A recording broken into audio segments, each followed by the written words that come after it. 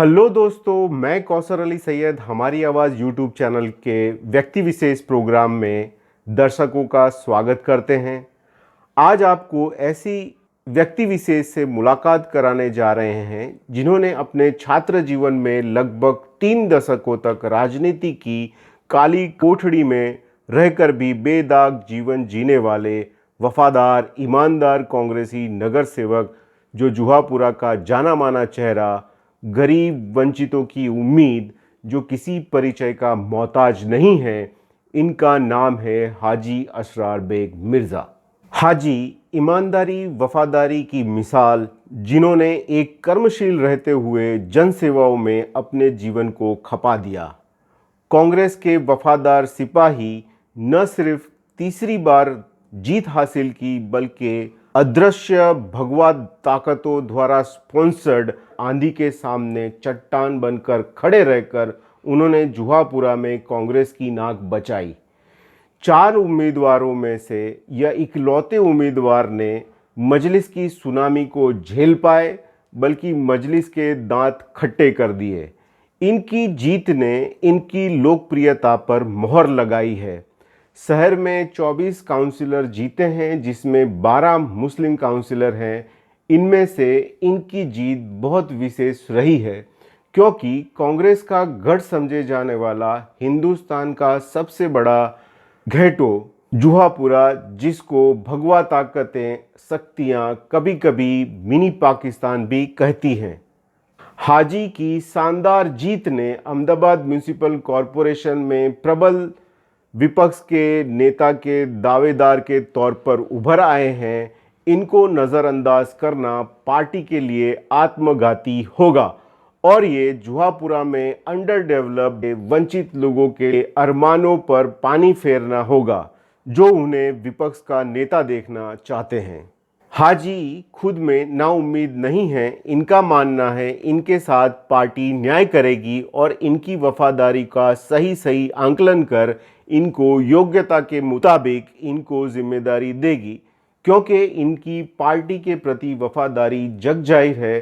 अहमदाबाद में कई लोग इनकी नाम की दुहाई देते हैं।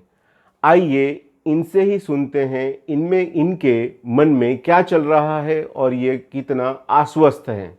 हाजी भाई, ये बताइए, जुहापुरा में सबसे बड़ा मुस्लिम घेटो है, इसका नगर सेवक बनने में क्या क्या चुनौतियां हैं? चुनौतियों में तो सबसे ज़्यादा इस बस्ती में और मख्तमपुर सरकेज इलाके में पीने के पानी की सबसे बड़ी समस्या है। कई सालों से हम लड़ रहे हैं पीने के पानी के लिए, हाई कोर्ट तक गए और 2 पंपिंग बनाने में हम कामयाब हुए। एक मुस्कान गार्डन, एक जुहापुरा पंपिंग बनाए और भी पानी के बोर बने। अभी फ़िलहाल में भी 2 साल से पानी का बोर तैयार है लाल बाग में। उसके बावजूद भी अहमदाबाद म्यूनिसिपल कॉरपोरेशन किसी न किसी प्रकार से प्रजा को पानी देने में नाकामयाब रही है। उसके लिए भी हमारी लड़त चालू है।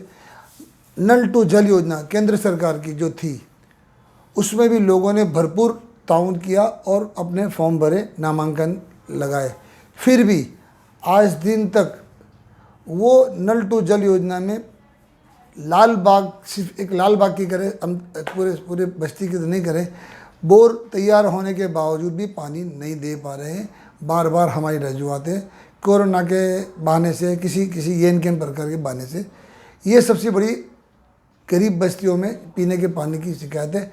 टैंकर भी पूरे प्रमाण में नहीं जाते और हम हर जगह पर हमारी शिकायत स्टैंडिंग कमेटी में, बोर्ड में, बजट में, लेकिन एक माइनॉरिटी की आबादी है, अकलियत की बस्ती है और कांग्रेस के चाहने वाले वोटर हैं, किसी न किसी प्रकार से परेशान हो, हैरान हो और हमसे वो प्रजा दूर जाए, ऐसी साजिश हो रही है। एडमिनिस्ट्रेशन में हम जहाँ भी जो कुछ भी हम कामकाज कर रहे हैं और काम रख रहे हैं, तो अधिकारी किसी न किसी प्रकार के, एक छोटी सी बात कहें तो ब्लॉक की, आज दिन तक हम पेवर ब्लॉक लगाते थे, किसी भी जगह हमारे लगाना है हमारा बजट दिया जाता है।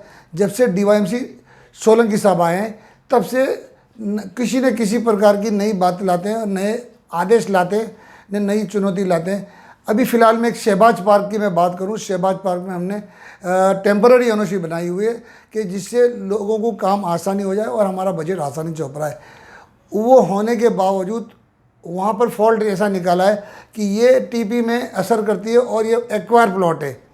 तो हमने बताया है कि तो आप एक अभिप्राय मांग रहे हो, हर जगह तुम किसी न किसी के पहले अभिप्राय की कोई जरूरत नहीं। हाँ, पानी और गटर में और लाइट के खंभे में ये एस्टेट का अभिप्राय मांगते थे, वो ज़रूरी था तो हम देते ही थे। फिलहाल एक ही बात है कि किसी न किसी जगह पर ये डस्ट फ्री की बात कर रहे हैं, तो गलियों में मोहल्लों में कहीं भी पेवर ब्लॉक लगाने से लोगों को फ़ायदा होगा, डस्ट फ्री होगी और पानी नहीं भराने से चौमासे में और किसी प्रकार के पानी नहीं होने से मलेरिया और किसी और प्रकार का जंतुनाशक रोगचाड़ा नहीं हो सकता। वो तो बात बाजू रही, लेकिन किसी न किसी प्रकार से ये फतवे लाके कि भाई अभिप्राय लेना ये उचित नहीं है। आज दिन तक हमने इतने सालों से हम काम कर रहे हैं, लेकिन अभिप्राय की बात नहीं आई। ये नए नए रूल्स और रेगुलेशन निकालते हैं, उसमें भी ये नाकामयाब हुए कि टेम्पररी होने के बावजूद वो क्या टेम्पररी होने से दी थी, स्टेट विभाग ने दी थी, नहीं वही स्टेट विभाग उसको एक्वायर बताता है। बड़े ताज्जुब की बात है। हाजी भाई, आपकी जो शानदार जीत हुई है, इस जीत का राज क्या है? मेरी शानदार जीत वो मेरी जीत नहीं है, वो मुझे चाहने वाले मकतमपुरा के वासियों की जीत है। और वो जीत मेरे साथ में रहने वाले और मेरे प्रजा जो मुझे हर हमेशा मेरे लिए दुआएं करती है और मैं उनके साथ रहता हूँ उन दुख सुख में, तो वो उनकी जीत है।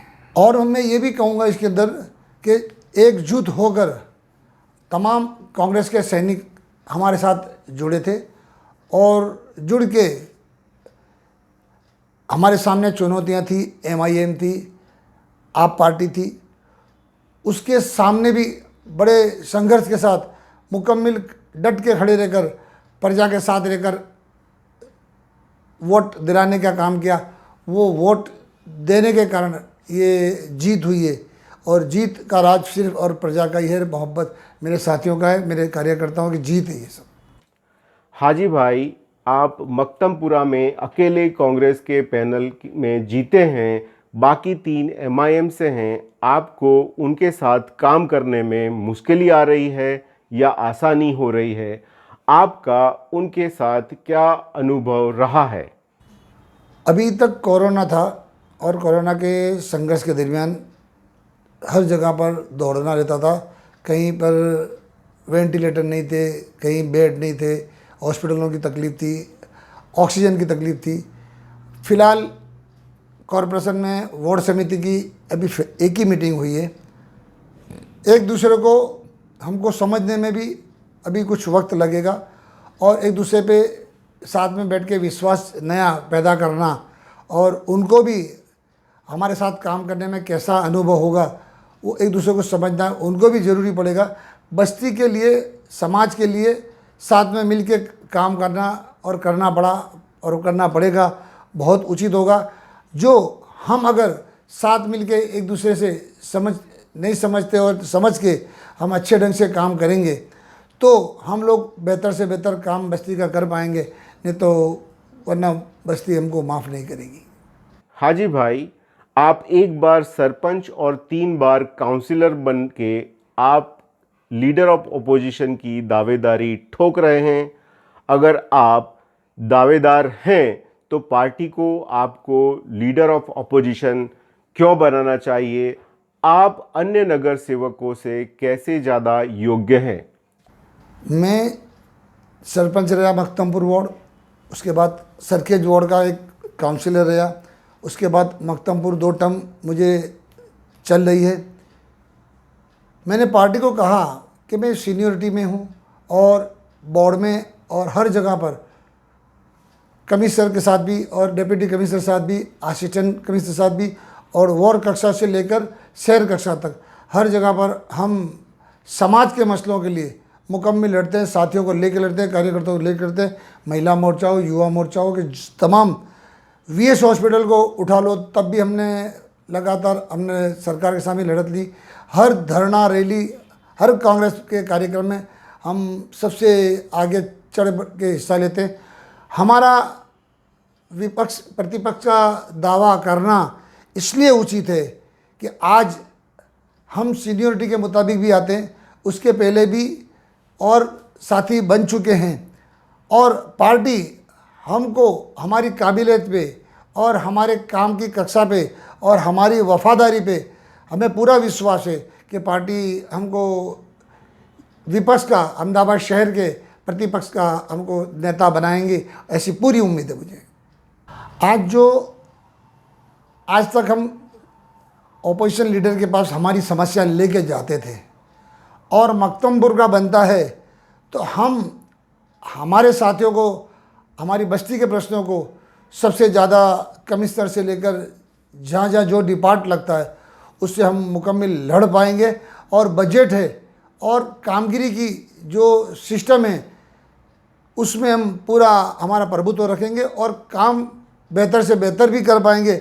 सिर्फ मकतमपुर का नहीं, सारे शहर का हम काम करने में सक्षम है। मैं अहमदाबाद शहर का नगर सेवक हूँ, तो किसी के भी प्रश्न होते हैं, हम वासना हो, चाहे साबरमती हो, बोड़कदेव हो, कि जोधपुर हो, कि फ़िलहाल सरकेज हो, हम हर जगह के मसले को बोर्ड में अच्छे ढंग से एक ओपोजिशन की तौर से हम निभाते हैं और कमिश्नर को और मेयर को और स्टैंडिंग कमेटी के चेयरमैन को हम वो काम करने के लिए मजबूर हमेशा करते हैं और वो कामों में हमको कामयाबी मिलती है।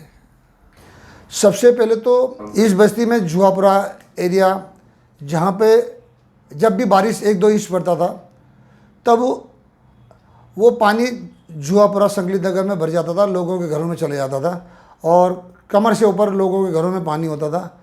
10-10 दिन तक, 8-8 दिन तक पानी नहीं निकलता था। सबसे पहले हमने वो प्रोजेक्ट बनाने की, ट्रीटमेंट प्लांट से लेकर और पंपिंग स्टेशन लेकर, आज मुस्कान के वहाँ भी पंपिंग स्टेशन बनाया और बरसाती पानी के निकाल के लिए ज़्यादा से ज़्यादा हमने कोशिश की है। साथ ही साथ औडा के साथ तमाम साथियों ने sweat treatment plant action committee हमने बनाई थी और सबसे बड़ी लड़त इस बस्ती की वही थी कि sweat treatment plant action committee के माध्यम से तमाम IPS IAS ऑफिसर से लेकर तमाम NGO, तमाम साथियों को साथ रख के हमने वो कामयाबी हासिल की थी और सारी बस्ती में हमको ड्रेनेज लाइन सबसे पहले मिली थी और सुंदर काका के हाथ से वो ड्रेनेज लाइन का उद्घाटन मेमन हॉल के 4 रस्ते पे हमने किया था। सबसे बड़ी वो उपलब्धि है। उसके बाद में पीने के पानी की है मुस्कान गार्डन, हम हाईकोर्ट तक भी लड़े। हम हाईकोर्ट लड़ के हमने बेहतर से बेहतर रिजल्ट लिए और बस्ती को के साथ जो अन्याय होता था उसको न्याय दिलाने की हमने कोशिश करी। फ़िलहाल भी, आज भी जो और भी पीने के पानी की जो समस्या है, जो साहवाड़ी है, ग्यासपुर है, उसमें हम लोग वरखवाला पार्टी प्लॉट से लेकर जो सामने ग्यासपुर साहवाड़ी का विस्तार है और नर्मदा का पानी दिलाने में कुछ ही दिन में उनको पानी मिलेगा, ऐसी उम्मीद है। साथ ही साथ कुछ दिन पहले हुकूमत की तरफ से NRC और CAA के लिए हम पे थोपा जा रहा था। सारे देश में चढ़बढ़ चली, दिल्ली में शाहीन बाग बना, साथ ही साथ अहमदाबाद में भी शाहीन बाग बने। इसी तरह से हमारे यहाँ पर गुलिस्तान मस्जिद के वहाँ एक साथियों को सबको लेकर, इसमें साथियों में जमात इस्लामी थी, जमात उलमा थे और उलमाए दीन, उलमाए कराम थे, महिला मोर्चा थी और महिला संस्थाएं थी, साथ ही साथ नौजवान दोस्त थे और नौजवान कमेटियाँ थी। सब ने साथ मिलकर एक शाहीन बाग का हमने शुरू किया। वो शुरू करने में काफ़ी दिन तक वो शाहीन बाग हमारा चला और हुकूमत को उसमें भी हमने हर जगह पर हर बात को हमारी रखी है कि हमारे साथ अन्याय क्यों, इस देश के हम पैदा हुए हैं, इस देश के हम वासी हैं, ये भारतीय हमारा मूल्य और भारत में रहने वाले लोग हैं और ये नए नए हम पे थोपे जाते हैं, ये मुनासिब नहीं है। और लोग और साथ ही साथ बहुत बड़ी तादाद में हमारी बहनें हर हमेशा साथ रहकर मोहल्ले मोहल्ले घूमकर हैंडबिल से लेकर मोहल्ला मीटिंग से लेकर और साथ ही मस्जिद के आलिम उलमा दीनी जो तबके के लोग हैं, जिसे हमारे उलमा, मुफ्ती, कारी, हाफिज़ तमाम ने बढ़ चढ़ के हिस्सा लिया था। वो सबसे बड़ी इस जुआपुरा की 6 लाख की आबादी में वो एक बेहतर से बेहतर सब एक होकर, चाहे कोई भी फ़िरके के हो, चाहे कोई भी मसलक के हो, वो साथ बैठे थे। वो सबसे बड़ा ऐतिहासिक कदम था। साथ ही साथ हमारे एनआरसी के, हमारी इस लड़त के अंदर मुस्लिम समाज तो साथ साथ जुड़ा था, लेकिन नॉन मुस्लिम समाज के जो लोग एकता को मानने वाले हैं, जो देश की सच्चाई को मानने वाले हैं, जो देश को प्रेम करने वाले हैं, और हिंदू मुस्लिमों के बीच में जो टकराव होता है हमेशा, उसको मिटाने के वाले हैं, वो तमाम हमारे हिंदू संस्थाएं जितनी भी है, नॉन मुस्लिम संस्थाएं जितनी भी है, अहमदाबाद शहर की तो शहर की, गुजरात की और दिल्ली की एनजीओ की तमाम, हमारे हिंदू भाई भी उस वक्त हमारे साथ जुड़े थे, खभे से खभा मिला के जुड़े थे, और हमारे साथ हमको हिम्मत दिलाने के लिए, हमारे साथ रहने के लिए, हमको हमेशा वक्त देकर समय पे आ जाते थे। हर तरह से वो मीटिंगों में, हर मोहल्ले मीटिंगों में वो लोग हमारे साथ रहते थे। हम आज इस वक्त तमाम नॉन मुस्लिम एनजीओ का भी हम शुक्रगुजार हैं। फ़िलहाल पिछले 2 साल से सारे देश में और सारी दुनिया में जो कोरोना की महामारी एक बहुत ही बड़ी वबा थी, और उस कोरोना की महामारी में न जाने कितने मासूम लोग मर चुके, न जाने कितने अपने परिवार के लोगों ने अपने परिवार के लोगों को खोया। ये कोरोना ऐसा था कि जो लोग समझ भी नहीं पाते थे। जब सबसे पहले तो सब साथी, सब एनजीओ और साथ तमाम डॉक्टर से मिलकर टेस्टिंग कराना कि नहीं कराना सबसे बड़ा सवाल पैदा होता था, लेकिन वो टेस्टिंग भी साथ में मिलकर मोहल्ले घूमकर हमारे डॉक्टरों को बस्ती के साथ कोई जात की नाइत्तेफाकी न हो जाए, तो वो कोऑर्डिनेशन का काम तमाम एनजीओ ने, जमातुल उलमा हो और तमाम भाई बहनें और तमाम एनजीओ साथी है, उन्होंने किया। और बेहतर से बेहतर आहिस्ता आहिस्ता लोगों को समझ में आया और ये टेस्टिंग हुआ। बाद में फ़िलहाल जो दूसरा राउंड शुरू हुआ वो कम नसीब घटना थी। आज देश में और अहमदाबाद शहर में कई हमारे साथी हमसे रुखसत ले गए, कई हमारे दोस्त, कई अपने परिवार के मोबी और अपने घर को आज सूना करके गए। ये कोरोना की महामारी में भी फ़िलहाल वैक्सीन जो शुरू हो रहा है, वो वैक्सीनेशन के अंदर भी तमाम एनजीओ और तमाम उलमाए दीन, इस बस्ती के और भी तमाम डॉक्टर्स, जितने तमाम साथियों ने अपनी राय देके मुस्लिम समाज के लोगों को वैक्सीन लो, वैक्सीन लेना अपने खुद की सुरक्षा के लिए है, वैक्सीन अपने परिवार की सुरक्षा के लिए, अपने मोहल्ले की, अपने शहर की, अपने राज्य की और अपने देश की वैक्सीन लो और कोरोना भगाओ। ये झुंबेश में तमाम लोग जुड़ गए और आपके माध्यम से भी मैं फिर से लोगों को अपील करता हूँ, कोरोना में जो कुछ भी हुआ वो आपने देखा, उसकी सुरक्षा के लिए किसी भी प्रकार के बद प्रचार, गलत प्रचार और ये हो जाएगा वो हो जाएगा, उसको ना मानते हुए हम पहली फुर्सत निकाल के हम हमारे शरीर की, हमारे खुद की सुरक्षा करने के लिए हमको वैक्सीन लेना चाहिए। और हमारे घर की खुशियों के लिए, हमारे परिवार की खुशियों के लिए और हमारे समाज की खुशियों के लिए हमको वैक्सीन लेना अत्यंत ज़रूरी है, बहुत ज़रूरी है। और वैक्सीन लो और कोरोना भगाओ। साथ ही साथ कोरोना की महामारी में और महामारी के दरमियान लोग परेशान थे, लोग धंधे रोजगार से छूट गए थे और आर्थिक स्थिति लोगों की खाने से मोहताज हो चुके थे। तमाम साथियों ने, तमाम एनजीओ ने हर एक दूसरे को कंधे से कंधे मिलाकर जिससे जो बना, और इस बार और लास्ट टाइम पे भी रमज़ान महीना आया था, तमाम एनजीओ ने और तमाम लोगों ने हिंदू मुस्लिम की परवाह करे बिना दिल से लोगों की मदद की। और साथ ही साथ कोई पक्ष देखा न कोई जात देखी, कोई नात देखी, न तमाम कांग्रेस का साथी हो या किसी और पार्टी का साथी हो, साथ में मिलकर खंभे से खंभा मिलाकर अच्छे ढंग से लोगों की सेवा की है। और आज भी जो परेशान लोग हैं उनकी हर समाज की एनजीओ सेवा करता है और करता रहेगा। हाजी भाई, अब तक की आपकी जो उपलब्धि रही है वो आपके इतने बड़े पॉलिटिकल कैरियर में कौन कौन सी हैं? सबसे पहले तो विशाला के सामने एक 200 बेड की हॉस्पिटल का हमने हमारी वार्ड समिति में प्रपोजल रखा है। साथ ही साथ फलकनुमा फ्लैट बन रहे हैं, उसके पीछे उसका जो 40% में ज़मीन ली है, उस ज़मीन में एक हॉल है, पार्टी प्लॉट है, ऊपर उसके भी ऊपर हॉल है और ऑडिटोरियम है।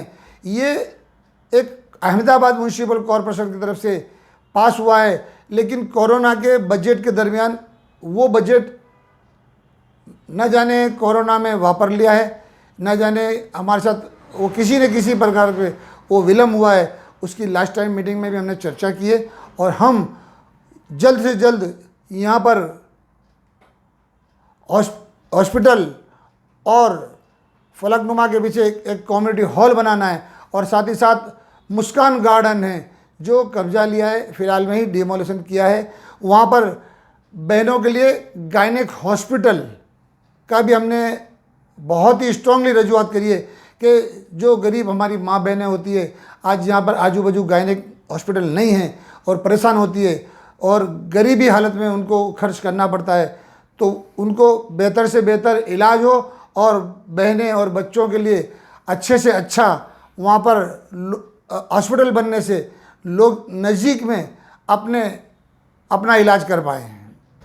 हाजी भाई, जुहापुरा के लिए आप चुनाव जीतने के बाद आपकी आने वाले वक्त में क्या क्या योजनाएं हैं? हमारी एक सबसे ज़्यादा और अहम आज बस्ती में पीने के पानी की समस्या है।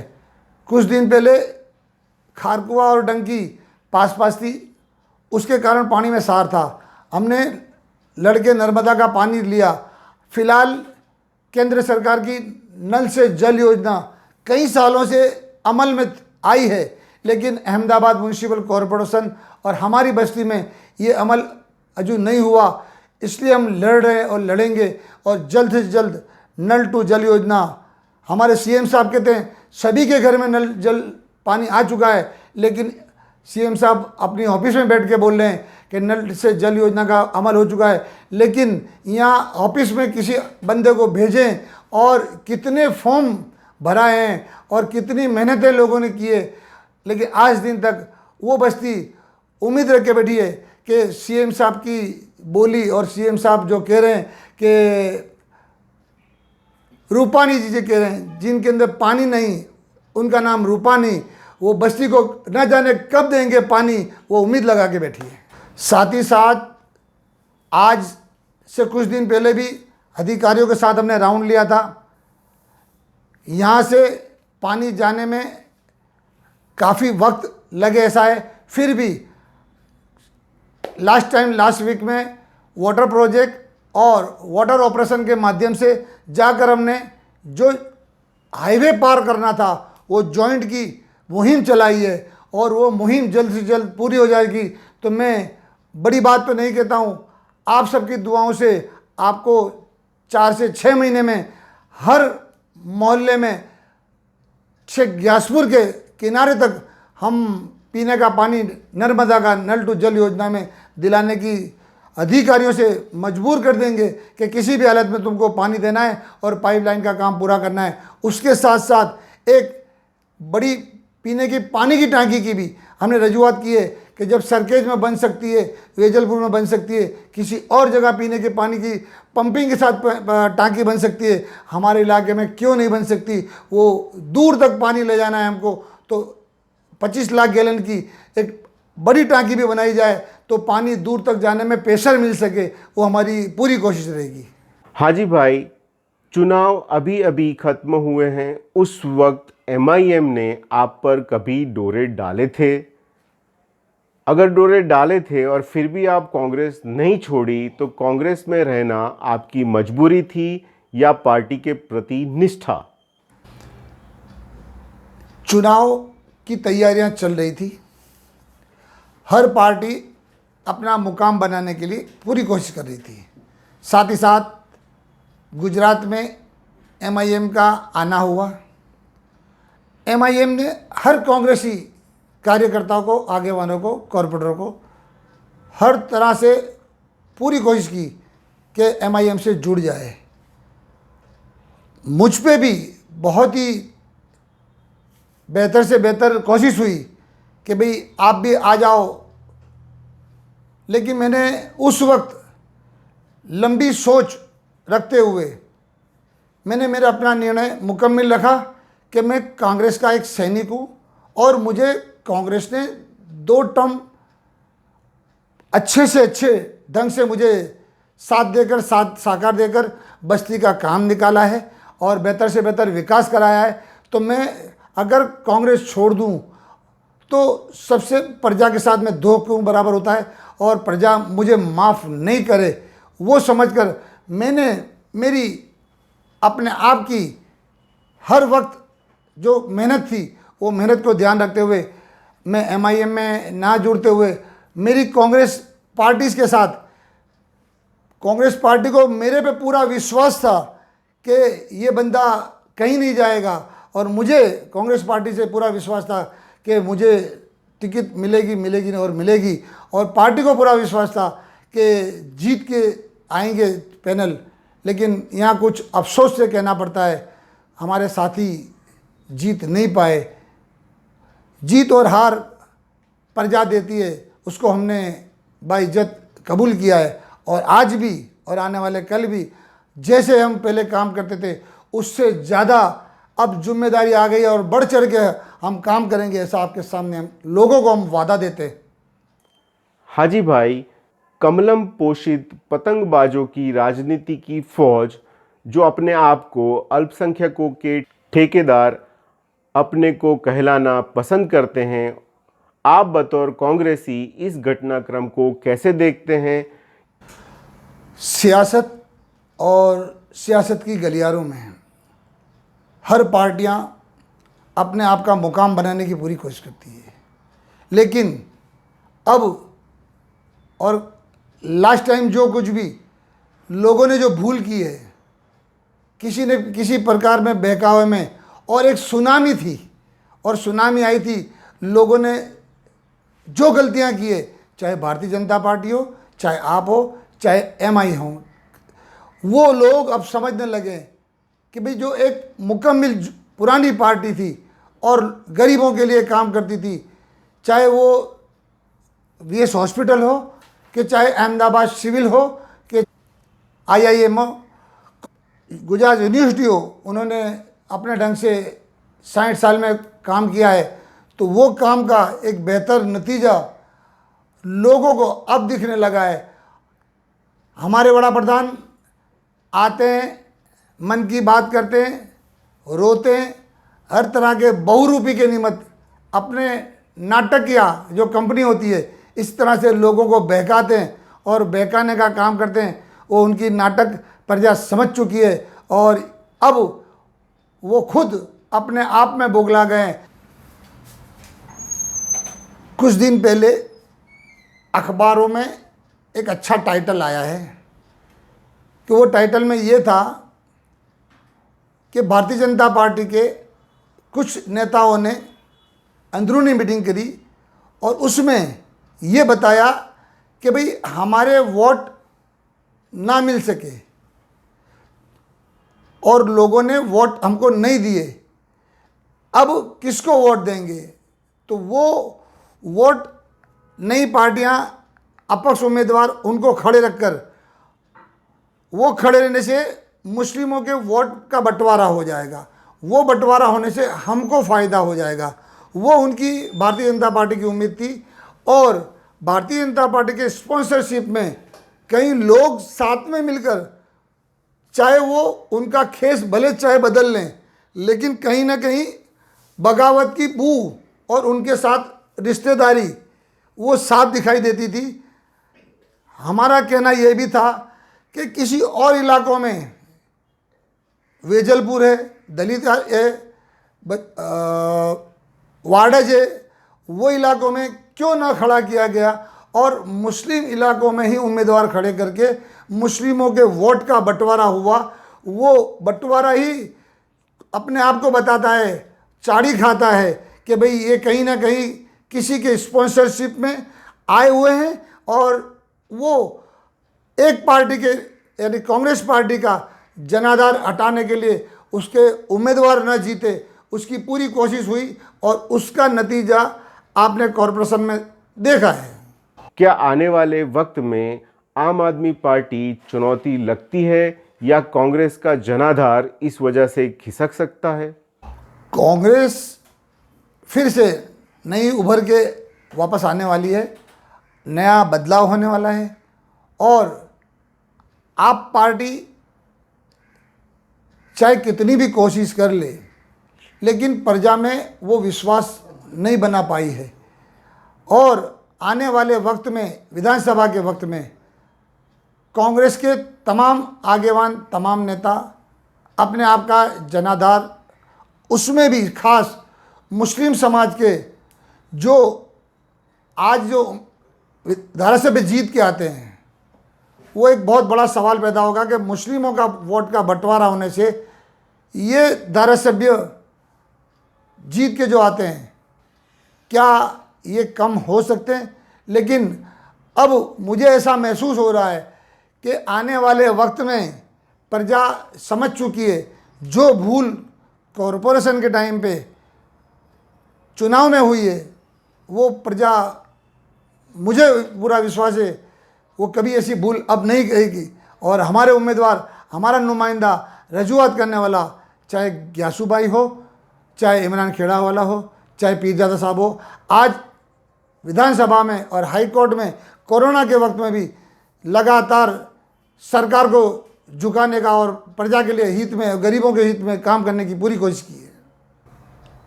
वक्त बताएगा और पार्टी को हम कहेंगे कि ज़्यादा से ज़्यादा इस बार टिकट दी जाए जहाँ से मुस्लिम समाज जीत के निकल सकता है। इसके लिए माइनॉरिटी डिपार्टमेंट कांग्रेस पार्टी को लास्ट टाइम से इस बार ज़्यादा टिकट देने की और लोगों को दे और साथ में मिलके उनको जिताने के बारे में भी हम पूरी रजूआत करेंगे। कांग्रेस पार्टी को इसमें कहीं ना कहीं अब सोचने का वक्त आ चुका है कि हम समाज के लिए, मुस्लिम समाज को उनके कोटे के मुताबिक, उनकी बस्ती के मुताबिक टिकट दी जाए। ऐसा नया समीकरण कुछ न कुछ मुझे उम्मीद है कि आएगा। यह थे हाजी असरार बेग मिर्ज़ा। आगे देखना होगा हाजी मुकद्दर का सिकंदर बनेगा या एक बार फिर पार्टी इनको लॉलीपॉप देकर हमेशा की तरह चुप करा देंगे और ऐसे हालात में हाजी क्या करेंगे। व्यक्ति विशेष प्रोग्राम में आज इतना ही। कल 19 तारीख को AIMIM के युवा तर्रार नेता हमीद भट्टी का एक्सक्लूसिव इंटरव्यू है। आप लोग ज़्यादा से ज़्यादा उस इंटरव्यू को देखिएगा। उन्होंने मुस्लिम पॉलिटिकल प्रोपोर्शनेट रिप्रेजेंटेशंस के बारे में बहुत सारी बातें की हैं। अगर आपने हमारी आवाज़ यूट्यूब चैनल को अभी तक सब्सक्राइब नहीं किया है तो सब्सक्राइब कीजिए। अगर आपको ये वीडियो अच्छा लगा हो तो लाइक कीजिए, कमेंट कीजिए, शेयर कीजिए और अगर कोई सजेशन है तो हमें सजेशन भी भेजिए ताकि आने वाले जो वीडियोस हैं वो हम ज़्यादा से ज़्यादा बेहतर बना सके। खुदा हाफिज़, धन्यवाद।